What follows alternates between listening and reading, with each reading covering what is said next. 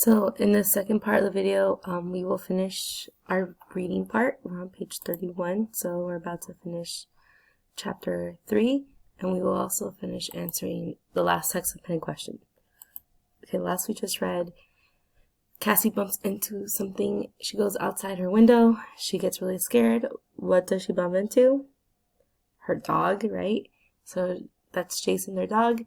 So then as she starts to climb back up the porch, she freezes because she sees a caravan of headlights. So caravan, that's an important word. And if we're not really sure what that means, then we should be exploring what that means.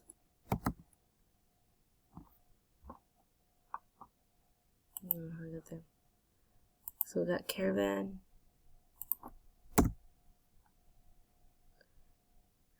If we look at images, caravan, then we probably should use a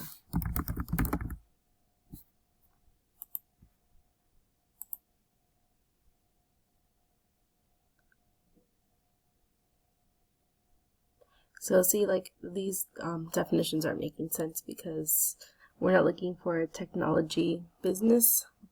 So let me look at the dictionary here.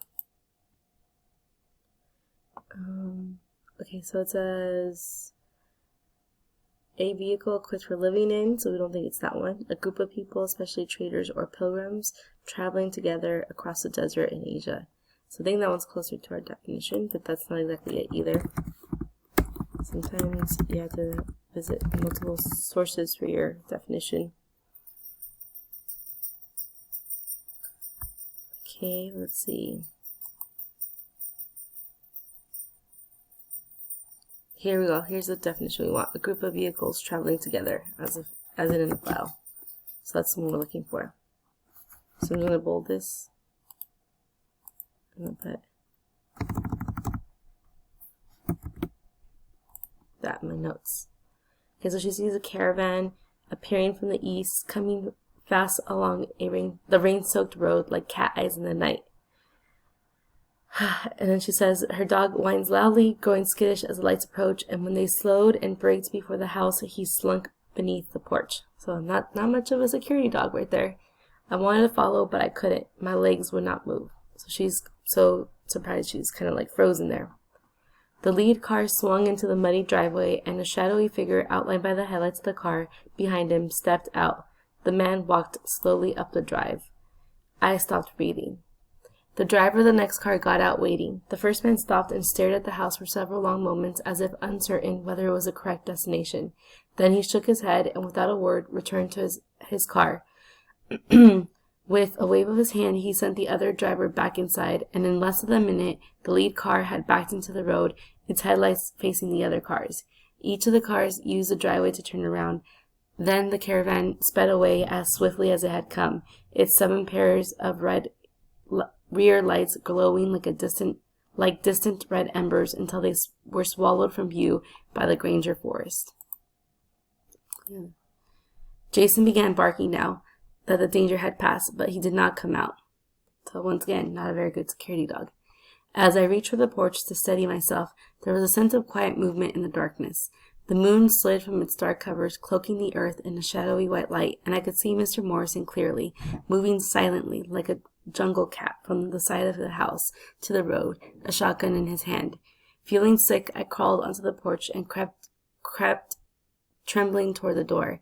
Once inside the house, I leaned against the latch while waves of sick terror swept over me. Realizing that I must get into bed before Mama or Big Ma came from the other room, I pulled off my muddy clothes, turning them inside out to wipe the mud from my body, and put on my night clothes. Then I climbed into the softness of the bed. I lay very still for a while, not allowing myself to think, but soon, against my will, the vision of ghostly headlights soaked into my mind, and an uncontrollable trembling racked my body, and it remained until the dawn, when I fell into a restless sleep. Okay, so that's the end of the chapter.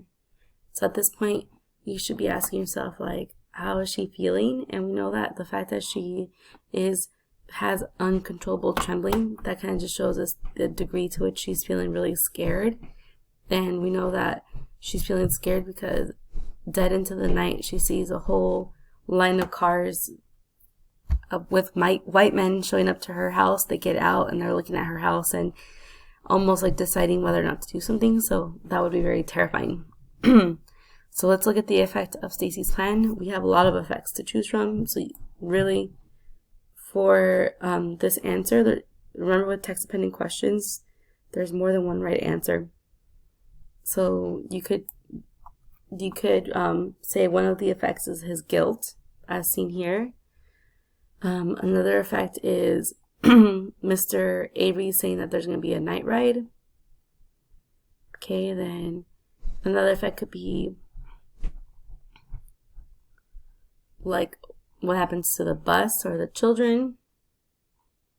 So any of those really work that we highlighted in light blue. So I'm going to say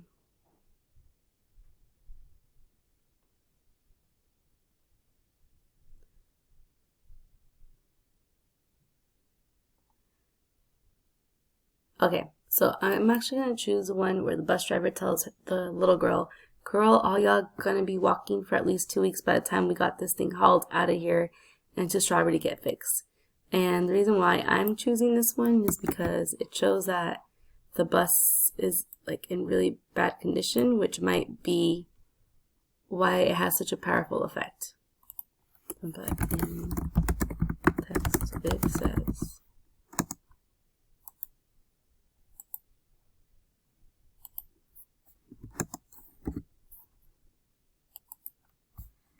okay, that's coming from page 21. Okay, so this means, so remember that you're going to do this a little bit more on your own. If you'd like to pause and complete this, I would say something like this means that the bus got severely affected by Stacy's plan and will be like needs repair. So this shows that Stacy's plan has the effect of really like causing the white children to have to walk for at least 2 weeks, if not more, while the bus gets repaired.